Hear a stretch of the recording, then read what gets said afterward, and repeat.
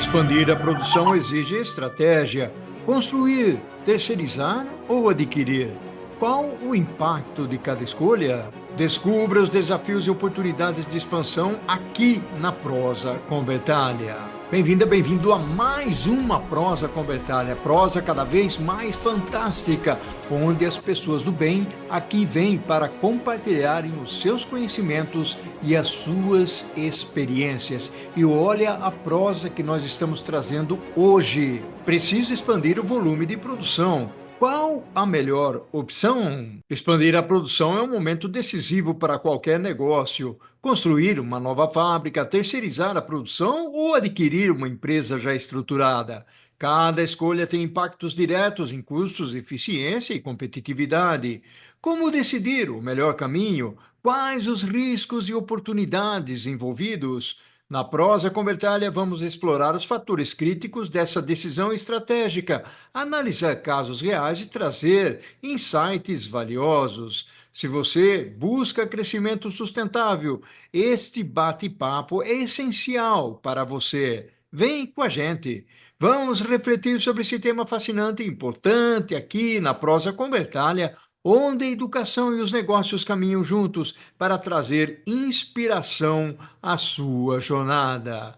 E eu tenho o privilégio de trazer para a Prosa com Bertalha o meu amigo Leonardo Barradas, que tem mais de 20 anos de experiência em operações globais de supply chain. Com expertise em M&A e ESG, atuou em empresas como GXO e Kraft Heinz, otimizando processos e impulsionando o crescimento sustentável através da liderança de equipes de alto desempenho. Olha só que prosa fantástica nós vamos ter aqui hoje. Estamos recebendo o Leonardo. Leonardo, seja bem-vindo à Prosa com Bertalha, meu caro. Obrigado, primeiramente, obrigado pelo convite. É um prazer estar aqui para falar sobre um tema tão relevante para empresas em crescimento. Quando a demanda aumenta, muitas empresas elas se veem diante de um dilema, né? Expandir a produção construindo mais capacidade através de uma fábrica nova, devemos terceirizar essa operação, essa produção, ou devemos adquirir um negócio que já estabelecido. Então, essa é uma decisão que muito difícil e ela não pode ser tomada apenas na base da intuição, né? Ela exige uma análise profunda e estratégica. E acho que as três opções que eu toquei aqui, cada uma delas traz vantagens e desafios, e é sobre isso que a gente vai falar hoje. Como avaliar os impactos financeiros e operacionais de cada escolha, quais são os riscos envolvidos nessas operações, e principalmente como que você garante que a expansão, né, de um negócio traga competitividade e traga crescimento sustentável para aquela empresa. Então, vamos explorar isso juntos aqui. Vamos prosear então, bacana demais. E você está falando dos Estados Unidos, que cidade você está falando aí, ô Léo? Sim, estou falando de Chicago, Illinois. Eu moro nos Estados Unidos há 7 anos e é um dia bonito aqui hoje. E vamos bater o papo aí com o Prosa do Bertalho no Brasil. Bacana, muito legal. E aí eu gostaria já que você trouxesse alguns pontos que, na nossa perspectiva, são fundamentais, que são os fatores que devem ser considerados ao decidir para fazer uma expansão da produção. Quer falar um pouco sobre isso, Léo? Sim, então, assim, toda empresa que decide expandir a produção, ela precisa levar em conta uma série de fatores antes de escolher o melhor caminho, né? O primeiro ponto a ser avaliado realmente é a demanda. Esse crescimento é algo estrutural, sustentável, ao longo do tempo, ou é apenas um pico temporário, uma sazonalidade do negócio? Outro aspecto fundamental de avaliar é a capacidade instalada. A empresa já está operando no limite, ela ainda tem espaço para otimizar processos, ela tem como expandir aquela área de negócio. Então, aqui a gente falou de dois fatores, né? Obviamente, que além de tudo isso, tem uma questão financeira, né? A questão financeira, a empresa tem capital suficiente para investir numa fábrica nova, por exemplo, ou ela precisa, às vezes, de uma solução mais ágil e flexível, né? Qual é o nível de controle que esse negócio precisa ter sobre, por exemplo, qualidade, sobre processos, né? Claro, o outro fator, sem dúvida nenhuma, é a velocidade da implementação. Acho que tudo isso também conta na tomada de decisão. Em alguns setores de negócios, uma resposta rápida ao mercado pode ser a diferença entre ganhar ou perder competitividade.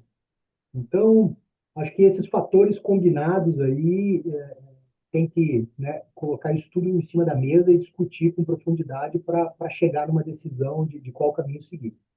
Bacana. E esse é um ponto muito interessante, né, Léo? Até porque aqui na Prosa com Bertalha a gente traz muitos temas para serem debatidos. Nós temos mais de 1.000 vídeos no canal, mas esse tema é um tema novo aqui no canal. A gente ainda não trouxe para debate, até porque é um lado de facility, de manufatura, de expansão, porque você tem as alternativas, conforme você já mencionou. Nós podemos construir uma fábrica, podemos terceirizar. E aí a pergunta que eu tenho para você, Léo, quando faz mais sentido construir uma nova fábrica em vez de terceirizar a produção? Como é que você enxerga isso? Sim, eu acho que a gente tem que tocar nesses três pontos, né? Construir, terceirizar ou adquirir um negócio, né? De novo, esses três pontos têm vantagens e desafios. Construir uma nova fábrica pode ser a melhor opção quando a empresa ou o negócio deseja ter total controle sobre o seu processo produtivo, né? Garantir qualidade dos processos, eficiência, de se diferenciar do mercado. Acho que isso, a construção de uma nova fábrica traz sem dúvida nenhuma. Essa é, de novo, voltando naquele ponto inicial que eu levantei, sem dúvida nenhuma, uma escolha que faz sentido quando você tem uma demanda estável e previsível, né? E isso vai acabar permitindo que a empresa tenha aí um retorno sustentável sobre o investimento, né, que ela vai fazer. No entanto, essa também é uma decisão mais complexa, né? É uma opção que exige mais planejamento, mais capital, o investimento inicial é muito mais elevado, exige um tempo aqui necessário para projetar o que você quer, vai exigir tempo para construir, para operar essa nova unidade. Então, tudo isso é um desafio a mais que você está injetando no teu negócio. Além disso, quando você constrói uma operação nova, a empresa precisa ter em mente que ela vai ter que ter a expertise, né, para gerar essa nova operação com eficiência. Enfim, então assim, tem uma série de fatores, né, que tem que ser levados em conta. Setores, acho que exigem um alto grau de especialização, por exemplo, setor alimentício, setor farmacêutico.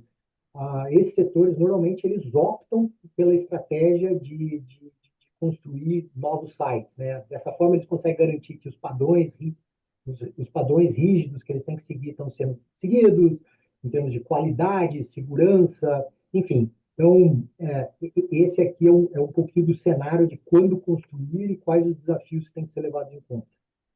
Interessante esse ponto que você trouxe, até porque eu participei de várias iniciativas de construção de fábrica, mas também participei de terceirizações de produção. Muitas vezes dependia muito dos fatores, alguns que você mencionou, ou seja, muitas vezes a terceirização era uma necessidade de expandir momentaneamente, ou então testar um pouco o mercado em função da demanda, ou muitas vezes o produto que era terceirizado, ele era produzido mais para ocupar um espaço e combater a concorrência. Eu queria ter um pouco a visão sua, o Léo, dos benefícios e desafios, um pouco nessa linha de raciocínio, mas você pode expandir, né, da Uhum. terceirização da produção para a empresa. Claro.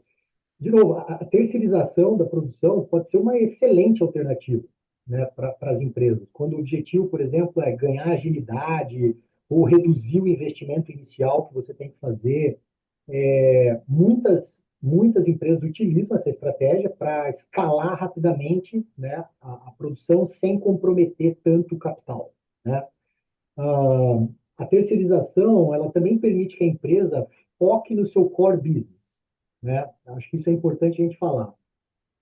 Enquanto que os parceiros que você desenvolveu, os terceiros, né, especializados, eles lidam com a produção. Então, de novo, né, a empresa continua focando no core, enquanto você tem parceiros ali trabalhando com você. E, de novo, fazendo uma balança, né, também tem muitos desafios. Alguns deles, por exemplo, você perde um pouco o controle sobre a qualidade e prazos, e isso pode vir a ser um problema. Você aumenta a sua dependência, né, de fornecedores, né? Se por um acaso no futuro acontecer uma disrupção, isso pode afetar o teu business. Então, acho que esses pontos que eu levantei podem comprometer um pouquinho a flexibilização do teu negócio.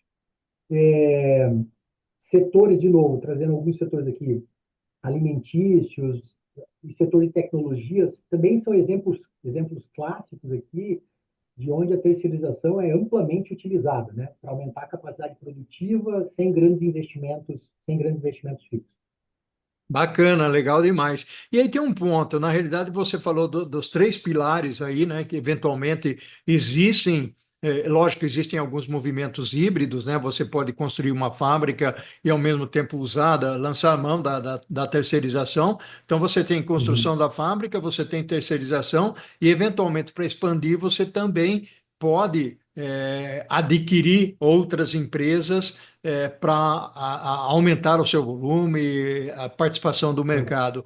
A pergunta que eu tenho para você nesse ponto, o Léo, é: a aquisição de uma empresa já existente pode acelerar o crescimento ou tem muitos riscos envolvidos? Como é que você enxerga isso? Olha, Paulo, eu vejo que a aquisição ela pode ser uma opção ideal, na verdade, para empresas que precisam crescer rapidamente e, principalmente, né, já identificaram um player no mercado que se encaixa na sua estratégia, né? Acho que isso é muito importante. Ao comprar uma empresa existente, veja bem, o que eu vejo do lado positivo é você está comprando uma organização que já tem uma estrutura pronta, uma equipe experiente, e muitas vezes uma base de clientes consolidados. Então, de novo, se você quer dar aquele salto em termos de tamanho e crescimento, isso pode ser uma estratégia ideal. Mas, de novo, como qualquer outra estratégia, também envolve risco, né? Acho que a integração cultural e operacional pode ser complexa, né? Não menospreze esse fator. Eu já vi muitas aquisições acabarem falhando por falta de planejamento, por não darem certo. Além disso, é preciso estar atento a passivos ocultos, que a gente chama, né? E que a gente às vezes não está enxergando. E também a questão de precificação. Tem um risco aqui que é pagar mais do que o real valor que aquela empresa vale. Então, são vários fatores, né? Como eu te falei, tem vários exemplos de grandes corporações que cresceram por meio de aquisição, né? Mas que enfrentaram desafios significativos na integração dos processos e cultura, né? Cultura organizacional é algo que tem que se prestar muita atenção. Como dizia o nosso querido Peter Drucker, né? A, a estratégia, a cultura come a estratégia no café da manhã, né? Então, É isso é aí. importante isso que você está falando. E aí, eu sei que você já tocou nesses pontos em relação às três possibilidades, né? Ao construir, ao terceirizar, ao comprar uma empresa. Eu gostaria que você passasse um pouquinho mais por esses aspectos de como avaliar ou desenvolver cenários, buscar o custo-benefício entre construir, terceirizar ou adquirir um negócio, Léo? Claro.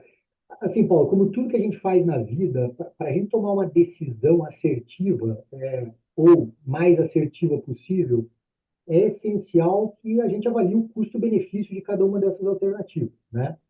E para a gente fazer isso, algumas perguntas chaves precisam ser respondidas, né? Por exemplo, qual é o impacto dessa escolha na rentabilidade da empresa, tá? qual é o prazo de retorno desse investimento que nós estamos fazendo, né? O famoso IRR, né? Que a gente Uhum. chama. Qual é o nível de risco envolvido nessa operação? A nossa empresa está preparada e tem a flexibilidade necessária para se adaptar a novas mudanças de mercado que possam estar por vir? Então, assim, tem muita coisa que tem que ser avaliada, mas essa, de novo, tem que ser uma decisão extremamente técnica, nada de intuição, ela é extremamente técnica. De novo, importante também você sempre ter em mente que a escolha entre construir, terceirizar e adquirir tem que estar linkada aos objetivos estratégicos daquele negócio, né? E cada negócio pode ter uma estratégia diferente, né? E aí cada negócio também tem uma capacidade financeira e uma estrutura operacional diferente. Mas, assim, para mim, essa questão da quanto isso vai impactar a rentabilidade do seu negócio, qual é o IRR de cada uma dessas operações, né?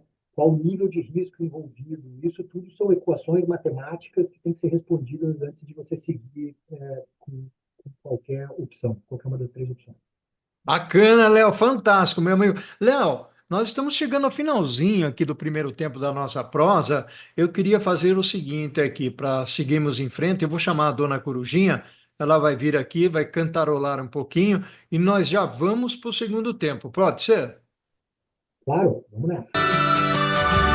Olha só que fantástica está sendo essa prosa aqui, a prosa com o Léo que está trazendo uma contribuição muito legal para a gente, falando de um tema que é um tema muitíssimo atual, né? Eu participei, trabalhei em algumas empresas que compravam muito, né? Então tive a experiência de participar disso e o Léo também e aí expandir o volume de produção, qual que é a melhor opção. Então, os nossos amigos aí que trabalham em supply chain, basicamente, né, fiquem à vontade para assistir a prosa, fazer os comentários lá no nosso canal, porque isso é muito importante. O Léo, me chama a atenção um ponto, você falou de retorno no investimento, tal. Eu queria estressar um pouco mais esse ponto aí dos Claro. indicadores, né? Quais são os indicadores financeiros e operacionais também que você avalia? Eles são essenciais para tomar essa decisão, Léo.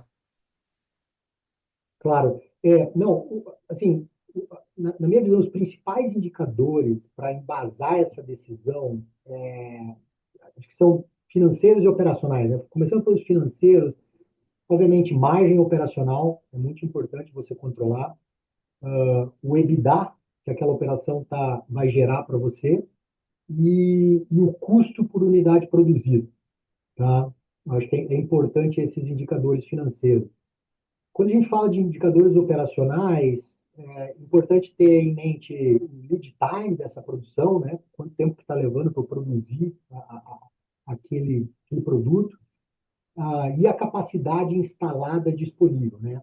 Realmente eu estou utilizando a minha capacidade no seu full potencial ou não?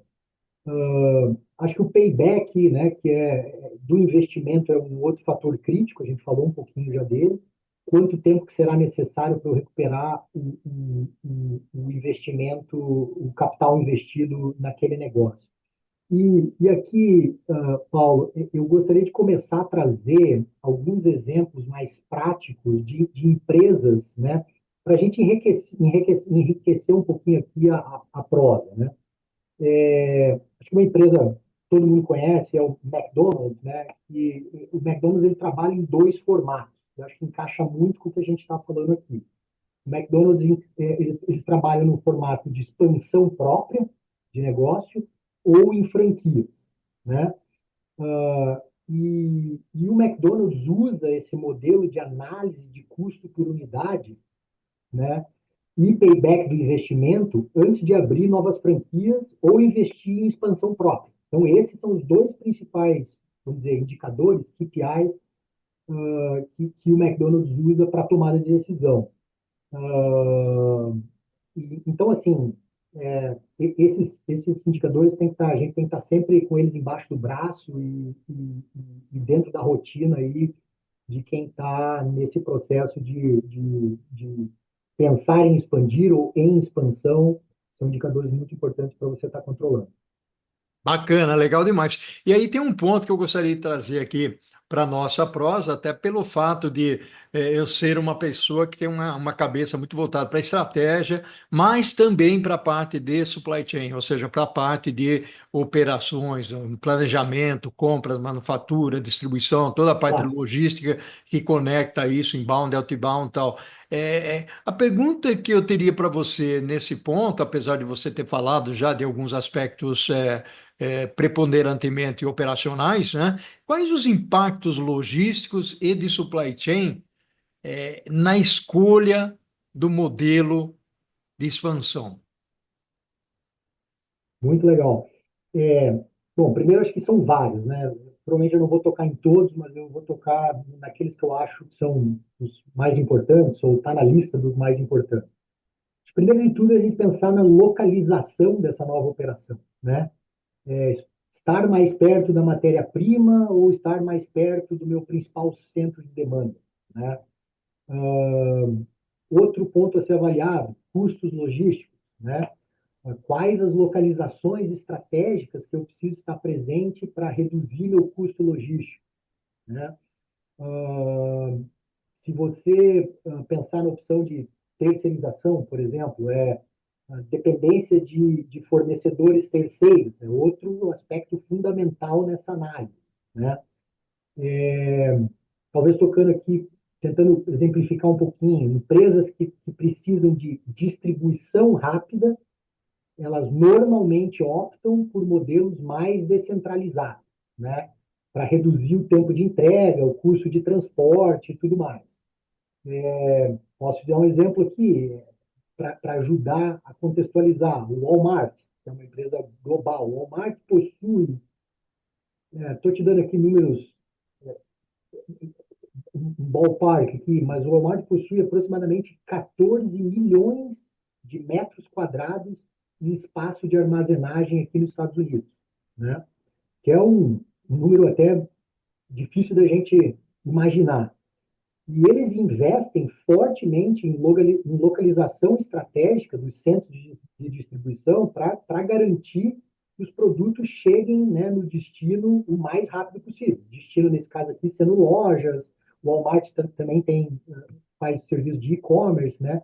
Mas sempre com o objetivo de reduzir esse custo logístico. Então, assim, por que eu estou tocando nesse exemplo? Porque o contrário também é verdadeiro. Às vezes, uma expansão mal planejada, né? Ela pode gerar gargalos na tua cadeia de suprimentos e vai tornar a tua operação extremamente ineficiente, gerando custo e perdendo produtividade. Bacana, fantástico. E aí, uma das coisas que eu sempre gosto de trazer aqui para o canal, até porque permeia, né, qualquer estratégia da organização, é sempre a parte de pessoas, processos, tecnologia, o Léo.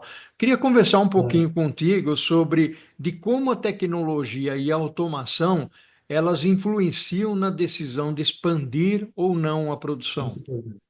Sem dúvida, sem dúvida. Hoje em dia é quase impossível você tomar uma decisão sem pensar nisso, né? A automação de processos que potencialmente podem gerar ganhos de eficiência operacional é um fator extremamente relevante nessa tomada de decisão, né, de investir numa expansão. Que primeiro de tudo é você entender quais são teus gargalos operacionais de processo e aí buscar soluções para atacar aqueles gargalos, né? Por exemplo, participei de um processo, de um projeto de expansão, em que um dos gargalos do processo era o processo de sanitização. Tá? Esse processo levava cerca de 8 horas para acontecer do início até o fim. E aí, com tecnologias novas disponíveis de mercado, esse mesmo processo, nessa nova planta que foi construída, foi reduzido para um terço do tempo. Então, imagine quanto que isso aumenta a tua capacidade produtiva, né? Utilizando melhor o teu ativo para realmente chegar, né, numa eficiência maior. Então, assim, no caso de uma aquisição, importante tocar também, a integração tecnológica entre as empresas, ela precisa ser muito bem planejada para evitar gargalos operacionais. Quantas vezes você já ouviu, Paulo, por exemplo, pô, fizemos uma aquisição aqui de uma empresa, mas os sistemas não se conversam, eu não consigo linkar a base de dados, enfim, então isso acontece mais do que a gente imagina. Ah, um exemplo legal para trazer, para falar de tecnologia, automação, e aí para tocar também mais um ponto, eu acho que, novamente, é a Amazon, né? É difícil você falar de novas tecnologias sem pensar na Amazon. A Amazon investe muito, né, em automação dos centros de distribuição. Eles utilizam robôs para otimizar tempo, custo operacional e por aí vai. Mas uma coisa que a gente tem que pensar nessa estratégia da Amazon é que esse nível de tecnologia que a Amazon implementou nos armazéns, ela reduz drasticamente a dependência de mão de obra especializada, tá? E aí permite que a empresa expanda rapidamente a infraestrutura. Então é muito mais fácil você abrir um CD novo ou vários CDs novos ao mesmo tempo, sem comprometer a tua eficiência, porque você reduziu demais a tua dependência da mão de obra especializada através da automação. Então, assim, a gente tem muitos casos que a gente pode discutir, mas eu acho que esse da Amazon é um caso que chama muita atenção de como utilizar a automação a favor e para expansão rápida, né? Eu concordo com você. Aliás, é um case fantástico, é um case mundial e que acaba chamando muita atenção de todas as organizações que competem ou não com ela, mas acabam utilizando a Amazon como um benchmarking nesse processo todo. E aí eu queria derivar um pouquinho para o lado de ESG, principalmente o lado de sustentabilidade e tal. Que papel a sustentabilidade e aí também tem a parte dos regulamentos, né? As regulações Claro, né? governamentais, elas podem exercer nessa escolha estratégica, Ah, Léo. sem dúvida nenhuma, é mais um ingrediente naquela receita que já é complexa, né? Então, assim, hoje você falar de sustentabilidade, conformidade regulatória, é um fator decisivo na tomada de decisão, né? Normas ambientais, certificações, práticas de ESG, isso, sem dúvida nenhuma, pode impactar a tua decisão de construir, terceirizar ou adquirir alguém. Acho assim, Paulo, que empresas que ignoram ou não dão o devido valor nesse aspecto, elas podem enfrentar barreiras regulatórias e danos à reputação, danos à marca. Você veio aí do meio empresarial, sabe como é fácil você é, é, machucar uma marca, né? E quão difícil é você reconstruir aquela imagem. Então, assim, é muito fácil danificar uma reputação. Então, muito cuidado se a escolha for aquisição, né?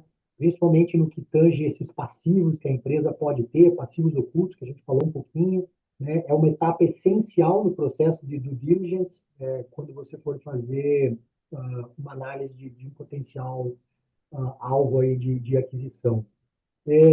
Voltando ao ponto um pouquinho do ESG, né? Eu acho que para trazer mais um exemplo aqui, uma empresa que eu acompanho sempre de perto é o Unilever, você trabalhou lá, você sabe, acho que o Unilever é um exemplo aí quando a gente fala de sustentabilidade, né, e expansão da produção, eles garantem, eles têm uns padrões de garantia de que fábricas, operações, fornecedores atendam rigorosamente esses padrões ambientais, né, que são exigidos. Então, eu vejo assim a Unilever como mais um exemplo aí para enriquecer a nossa conversa. Fantástico, e realmente a conversa está ficando muito rica, a prosa está ficando muito rica, ô Léo, até por conta desses exemplos que você está trazendo. Logicamente, são exemplos mundiais, mas exemplos de sucesso e que efetivamente ajudam a gente a compreender um pouco mais o que nós estamos falando. Nós falamos lá no início sobre as alternativas que nós temos, né? Construir, terceirizar, adquirir. Mas nós podemos também ter movimentos híbridos. Eu gostaria que você explorasse um pouco esse lado, Léo. Não, sem dúvida. A gente falou dessas caixas separadas, né? Mas sem dúvida nenhuma, tem muitas empresas, muitos ramos, né, nichos aí que adotam modelos híbridos. Bom, que combina construção, terceirização e aquisição, né? Para no final maximizar aí eficiência e flexibilidade. Ah, por exemplo, uma empresa pode manter sua produção principal, né, o core, né, que a gente chama internamente, terceirizar essa capacidade extra e adquirir concorrentes estratégicos para fazer uma consolidação de mercado, vamos supor, né? Isso a gente chamaria de um modelo híbrido. Mais uma vez, na linha dos exemplos, eu acho que tem um exemplo muito bom aqui para a gente explorar, que é a Samsung. Também, mais uma vez, um player global. A Samsung, ela possui fábricas próprias no mundo todo, né, para componentes estratégicos, né? Então, por exemplo, para atacar o core, como por exemplo, processador, telas de LED, e dessa forma, eles com essa produção interna, eles garantem que a inovação e o controle de qualidade vai continuar existindo, né, nesses componentes principais. No entanto, eles também terceirizam grande parte da montagem, né? Seja de uma televisão, seja de um smartphone, para grandes parceiros. Por exemplo, acho que no caso da Samsung tem um que é mundialmente conhecido, que é a Foxconn, que não atende só a Samsung, atende a Apple e tudo mais. Mas por que ele terceiriza essa parte da montagem? Porque aí, de novo, permite a escalabilidade e você tem um custo reduzido por conta desse volume que o terceiro opera, né? E, além disso, a Samsung também já adquiriu diversas empresas, né, menores para expandir capacidade tecnológica. Por exemplo, eles, não lembro o nome, mas recentemente acho que eles fizeram aquisição de uma empresa do setor de áudio automotivo. Então, assim, né, continua expandindo o portfólio, o menu deles de serviço através de expansão. Então, assim, Samsung é um exemplo, tem várias outras. Acho que o mercado de tecnologia é um mercado que usa muito esse modelo híbrido, né, para gerar essa flexibilidade. Fantástico, muito legal. E aí, ô Léo, nós estamos chegando ao final da nossa prosa aqui, é uma prosa fantástica, mas eu queria, eu sou um rato de biblioteca, quer dizer, hoje não é mais rato de biblioteca, é rato de internet, né? Ou seja, acessar É. podcasts, né? Ler livros digitais. Você tem alguma dica? Não, sem dúvida. De novo, né, Paulo, esse assunto aqui, ele é muito vasto e a gente acabou tratando ele aqui. Acho que todas as perguntas foram muito relevantes, mas eu queria deixar algumas dicas para o pessoal mais curioso aí. Acho que um livro que eu li que acho que aborda muito bem e é de um autor renomado, que é Empresas Feitas para Vencer, do Jim Collins. Eu sei que você já leu esse livro. Esse livro ele analisa como empresas comuns, né, se transformaram em organizações de destaque. Quais as estratégias que foram adotadas, né, para sustentar esse crescimento. Acho que esse livro, se tem gente aí querendo se aprofundar um pouquinho mais, é uma das minhas recomendações. E aí, na nova era aqui, acho que também tem um podcast que eu escuto com certa frequência, esse é um podcast em inglês, chama Entrepreneurial Thought Leaders. Ele é produzido pela Universidade de Stanford e esse podcast é muito interessante porque ele apresenta líderes empresariais, né, que compartilham suas histórias, suas experiências e quais foram as estratégias de crescimento que eles utilizaram, né, para conseguir crescer.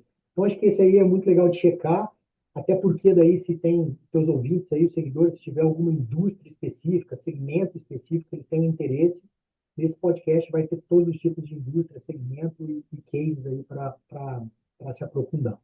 Maravilha, dicas fantásticas você trouxe aí. Nós vamos colocar aqui, depois você me envia aí o endereço, o link desse podcast e nós vamos colocar nos comentários aqui da Prosa com Betalha. Logicamente, não precisa nem dizer que é em inglês, né, o podcast, né? Então, é mais um requerimento para nós para investirmos aí em idiomas. Meu caro Léo, gratidão enorme pela sua participação aqui na Prosa com Betalha. Obrigado, obrigado. De novo, expandir a produção é uma decisão estratégica complexa, né, que tem que ser tomada com base em dados, alinhada ao crescimento estratégico da empresa. E espero que esse bate-papo aqui tenha trazido alguns insights aí para enriquecer aí a nossa comunidade e o teu time aí de seguidores. Bacana demais. E vamos pedir para o pessoal se inscrever aqui no canal, mas também na comunidade de supply chain do WhatsApp. Aqueles que se interessarem, me enviem uma notinha via LinkedIn ou mesmo aqui pelo YouTube, que eu envio um endereço para poder fazer a inscrição. A infinito e além, Léo, e o que nós só Muito fazemos em obrigado. vida, meu amigo, ecoa na eternidade. Prazer. Um abração. Tchau, tchau.